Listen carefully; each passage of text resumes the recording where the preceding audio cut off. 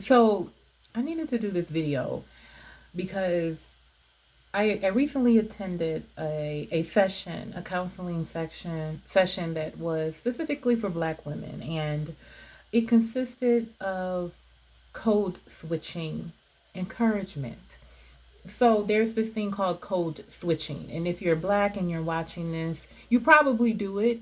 Even if you don't know you do it, you do it. And what it means is that when you are in a situation, more than likely in corporate America, and you need to be successful, right? You need to get that job or you need to keep that job, then you're not authentically who you are. You're not using street slang, you're not using Black terms, you're speaking very professionally.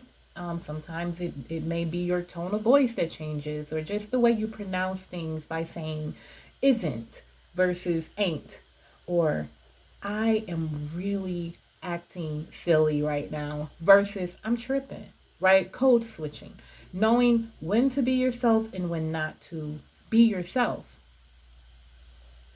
Now, the the thing that triggered me during this session was that code switching was presented as a choice. Like it's a choice that we make and we can either make it or don't, right? And then we should feel empowered by that choice. But I do not believe that code switching is a choice.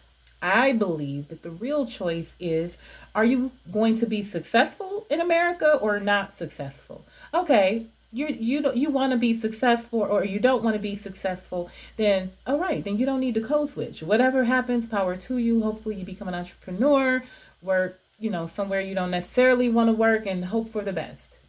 Or do you want to be successful in America? Oh, you want to be successful? Okay, great. Code switching comes along with that, right? It's not a choice in the construct of corporate America.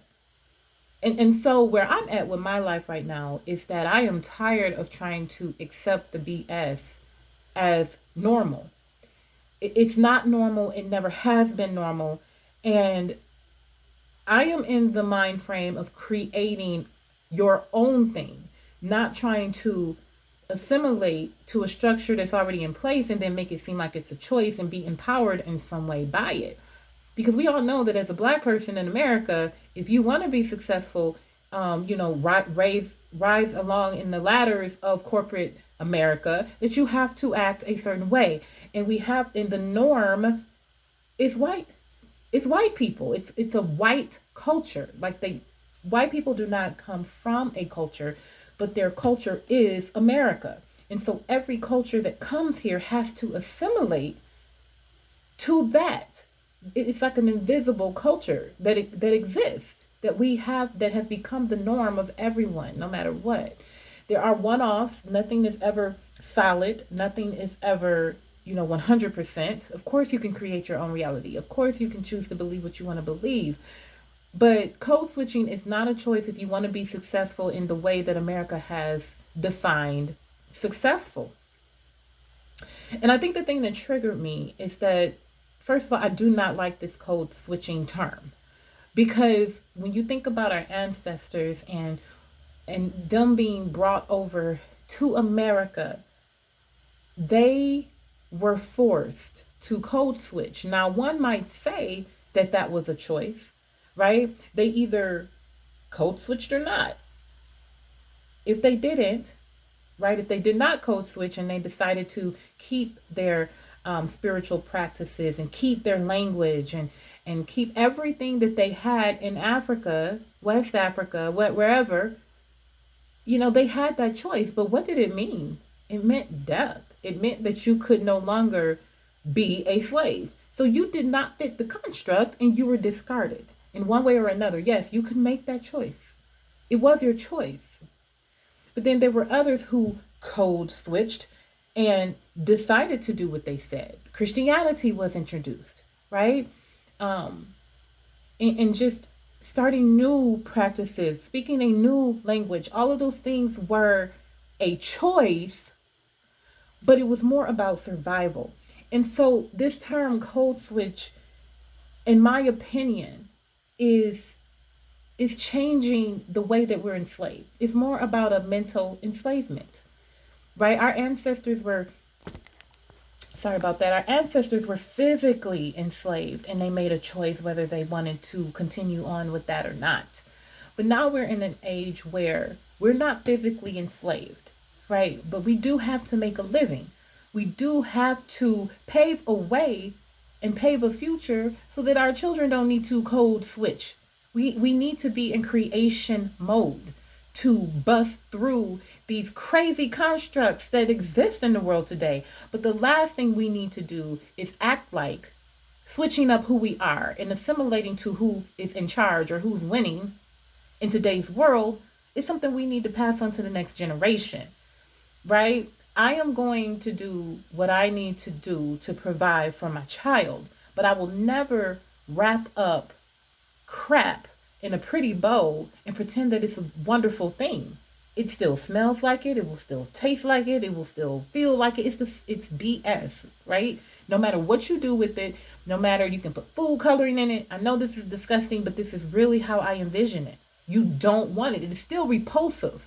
And if we don't remain with that mindset about what we're actually doing at the core, like how we're actually living our lives, if we can't maintain that, then we will continue to be mentally enslaved. It's a very silent form of mental enslavement. I went to college. I went down the whole path of being successful. And there is not a single job that I ever would have gotten had I not code switched, as this term is. It was never a choice, right? The level of code switching that you decide to do in most cases will be very reflective of the amount of money you're paid, where you live, your quality of life. I mean, yes, is it really a choice or is it injustice? Like, who says that we need to code switch? In fact, who said that you had a right to create a code of who I am when I'm created on this planet? I have a birthright. I have a birthright to come onto this planet, right? To come here, to decide that I love knowledge, to become educated in whatever form that I choose, and to have a fair chance at living out my birthright. But instead, when you're Black in America, you may be that person, but at some point, whether it's the school system, the jobs, the media, entertainment, whatever, is going to try to mold you into an American, which is really the code, which is whiteness. You can never be authentic. And to come up with a term like code switching to brain hack yourself really just equates to lying to yourself. And when you are real and you're a person that accepts truth, that will never be something that you can do. You can't lie to yourself. You will not deceive yourself. You will not create a reality that doesn't exist because you vibrate in truth. So you have to accept that reality. Yes, there are things we have to do to fit in, but it is never okay. Because if you think it's okay, it will continue to be a norm. You will pass it down through generations, and we never make true progress. And I'm not saying the type of progress that come along with metrics and laws and policies. I mean day-to-day progress within your family unit and your futuristic goals as a family, as a person, leaving your legacy and not allowing people to influence how you leave that legacy. So I just wanted to put this message out there for whomever needs the message or agrees with me or has something to say about this. I'm sure there's people that don't agree with me. There may be even people who attack me versus the message I'm saying. And I really don't care. But what I'm saying is, we are living in a time where there is so much that's happening where, if you're Black and get pulled over by a police, you need a code switch. And that code switch means, yes, sir. No, sir. Whatever you want, officer. No, sir. Sure, I'll get out the car. No questions asked. Sure, I'll do whatever you say. No questions asked, sir. No, sir. Code switching. You will live. most times. But you cannot just be a criminal in today's world, right? You can't just make a mistake as a young black man. You have to code switch to try to survive. And if we start normalizing these things, no matter what type of way or in what situation we're talking, whether it's corporate America or being pulled over by a white police officer or a police officer and having to code switch to survive, it is time for black people to get out of survival mode. That's the real enslavement. We have to get out of survival mode. Even if it's not in the physical, it can be in the mental. We can't keep accepting deception, right? Ignoring our rights, ignoring our self-worth, ignoring that we deserve so much more on a social level. We deserve these things, and we cannot pass this down to our children. So I just ask that when you hear terms like code switching, right, that you question it, that you question the person using it, that you get clear on where you actually stand and what's really going on, right?